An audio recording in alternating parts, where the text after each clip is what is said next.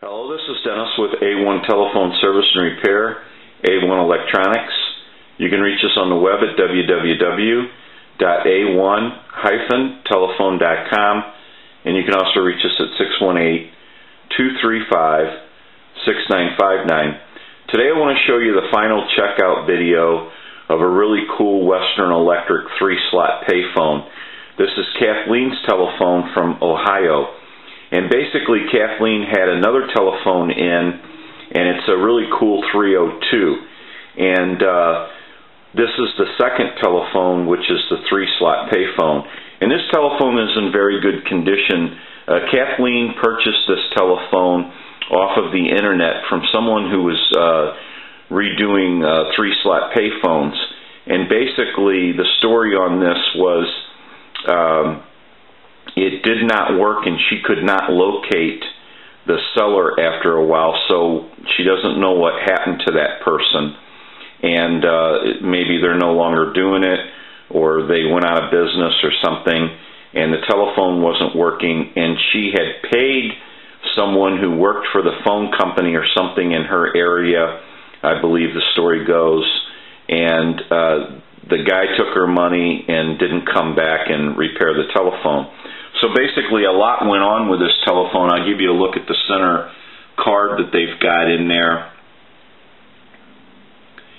And when she received this telephone, basically it was, I guess it worked for a little while, and then it didn't work, and then she got a hold of that guy that was in her town, and he took her money and never came back to repair the phone properly or something like that.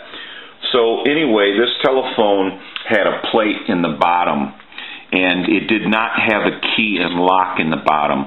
There was no, it was just a plate, and basically on the back side of this plate was a little square piece of aluminum that was welded with a hole in it.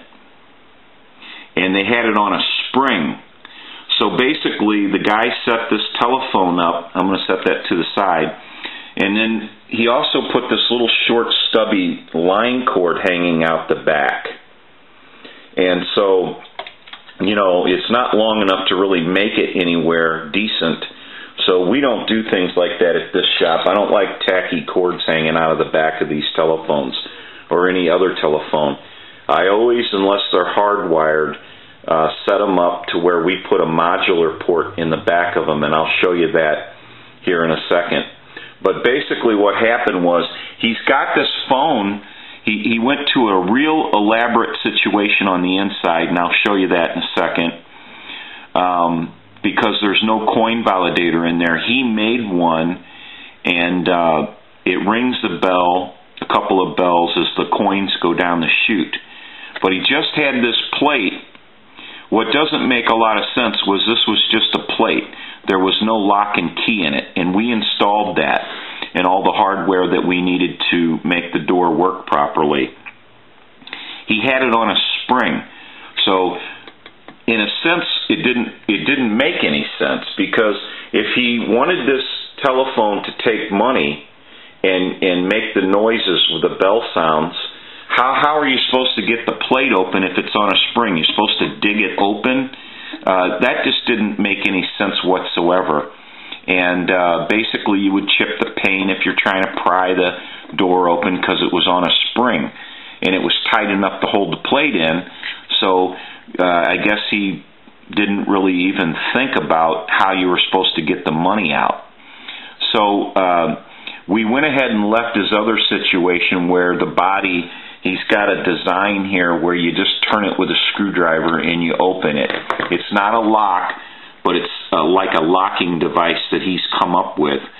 So he did all these other elaborate designs, but yet he didn't give him any access into the coin return, or into the coin box. That was on a spring-loaded situation, and you would chip the paint trying to get it open. So it was kind of a, you know, I don't know. It just didn't make a lot of sense the way he designed the whole thing. In one case, he wants you to put money in it, but then he doesn't give you a really good way to get into the vault.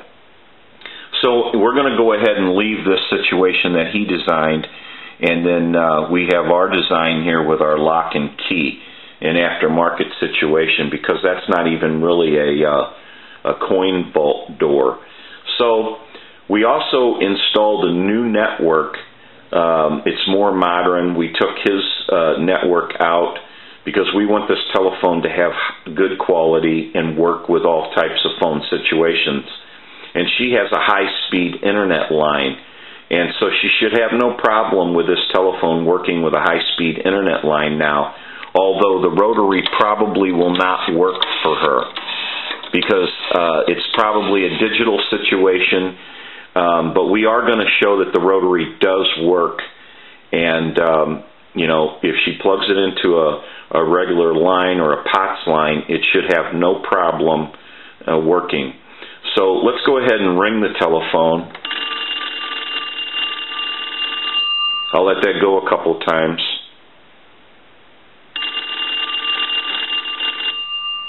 Let it go one more. I want to give you some dial tone. Now the receiver capsule was changed, and so was the transmitter on the handset. That was all changed because of the impedance of the new board. Give you some dial tone. And then we're going to go ahead and dial our numbers if you'll watch the analyzer.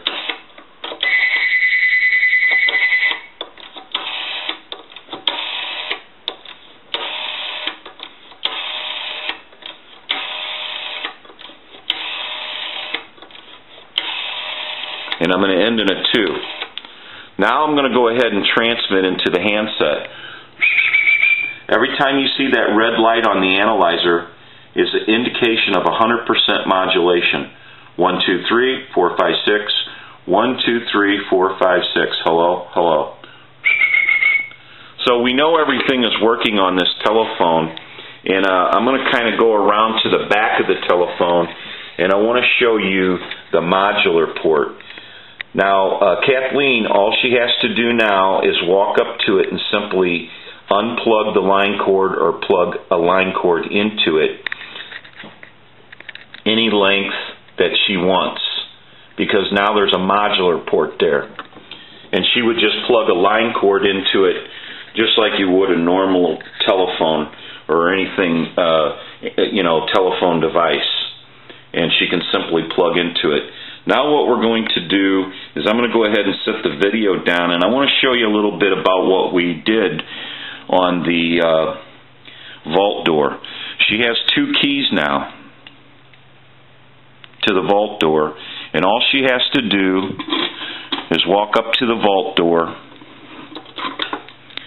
and open it up. And if you hold it about 2 o'clock, because what we have here is we had to install all the hardware.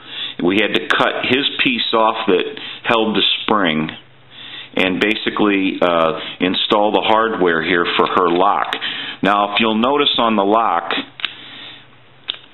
you don't want to shut the door with the lock all the way open, because then that would catch on the little picture frame. So if you hold it about, say, 2 o'clock, just like I'm holding it right now, about 2 o'clock, and then you have your brackets that hold in the bottom. So what you want to do is you want to plug the bottom in first, hold the lock about 2 o'clock with your hand, push it closed, and then go ahead and lock it. And now your door is locked, and no one's going to just get in there real easily. But with a key, you have easy access to the money. So that makes a lot more sense to be able to, if you're going to put money in it and use it like a bank, it makes a little more sense to be able to easily get into the vault door. And I have a little prop here underneath of it so that it holds the telephone vertical and at a level situation, because we're going to put money in it. So I'll go ahead and walk up to it and open the door again. And I'll set this aside here. and we'll go ahead and put some change in it. I have some change here. I'm going to go ahead and put a nickel in it, put another nickel, put a quarter. Now the dimes are lighter in his design. Sometimes it'll ring them, sometimes it won't.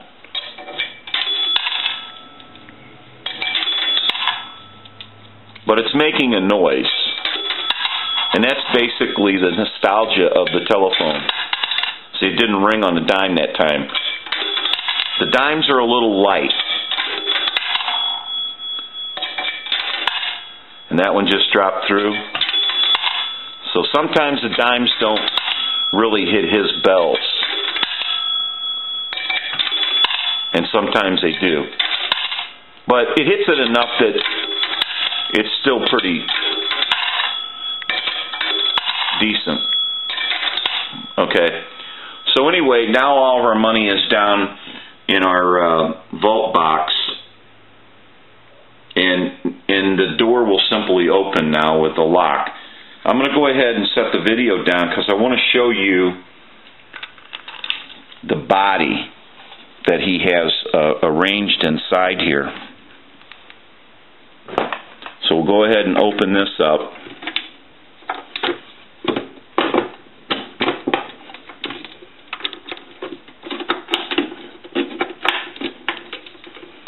I got to see which way this opens.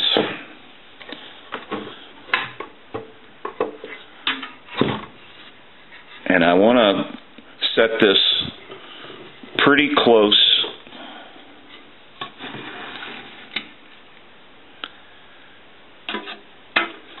because he doesn't have a whole lot of line.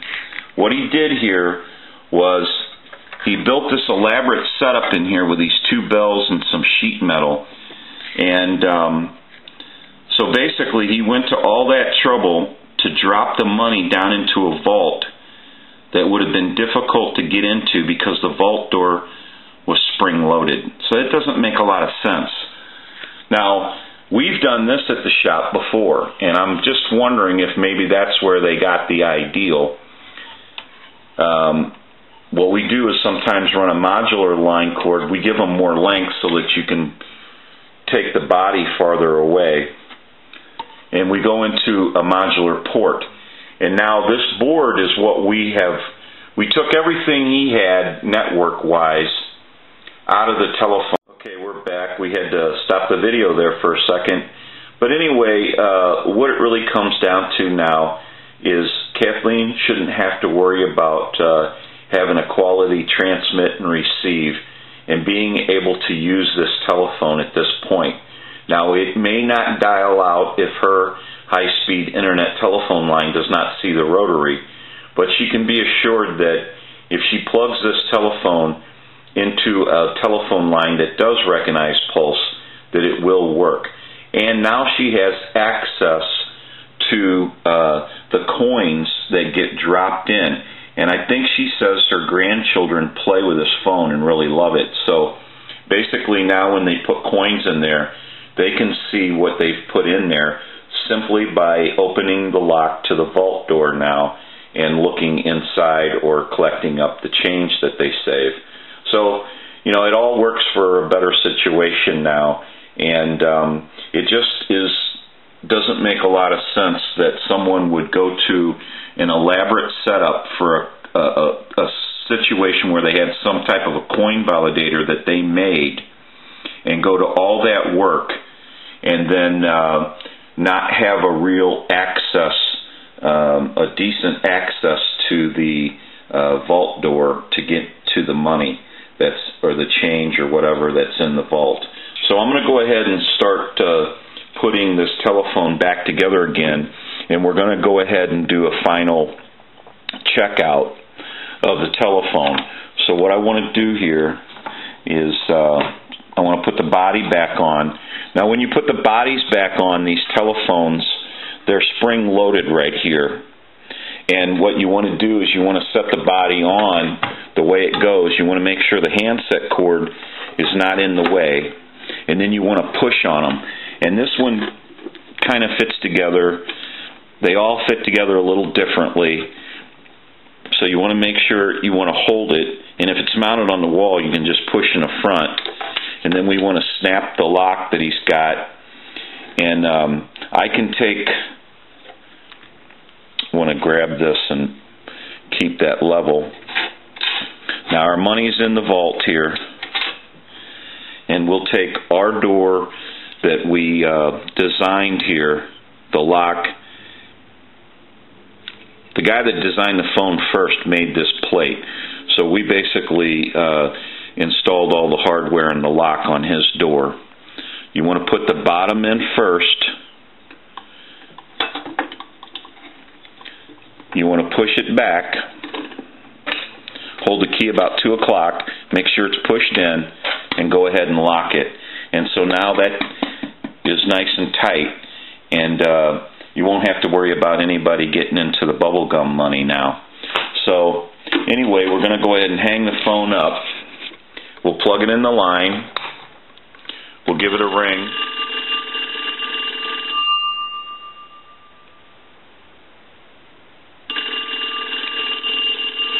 We'll let that go one more time. Dial tone. We'll walk through our numbers one more time.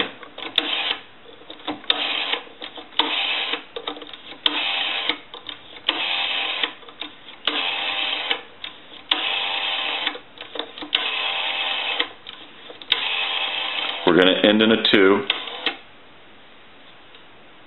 We're going to talk into the handset. We're going to transmit. Every time you see that red indicator light, it's 100% modulation. Hello, 1, 2, 3. Now what we want to do is plug the telephone in a regular telephone line.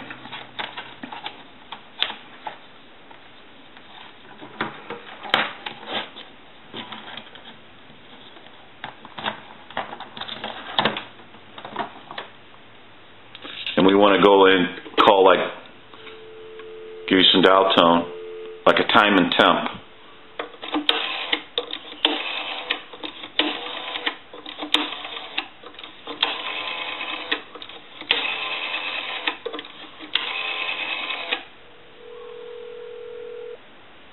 Good afternoon.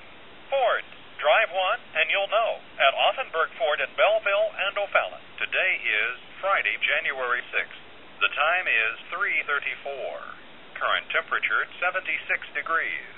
Now the weather forecast for the Belleville area. Mostly clear tonight, lows in the mid-30s, partly cloudy and cooler on Saturday, high around 50. Okay.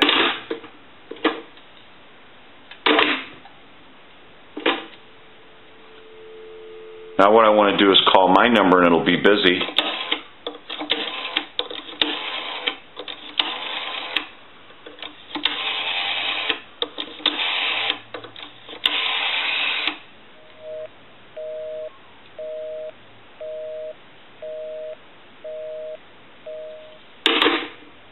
We'll call another number, some dial tone.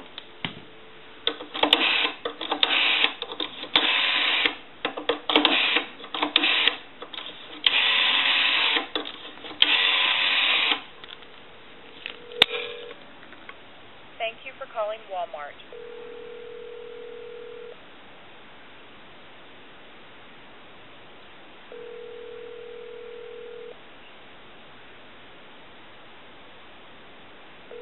See if they're not on break.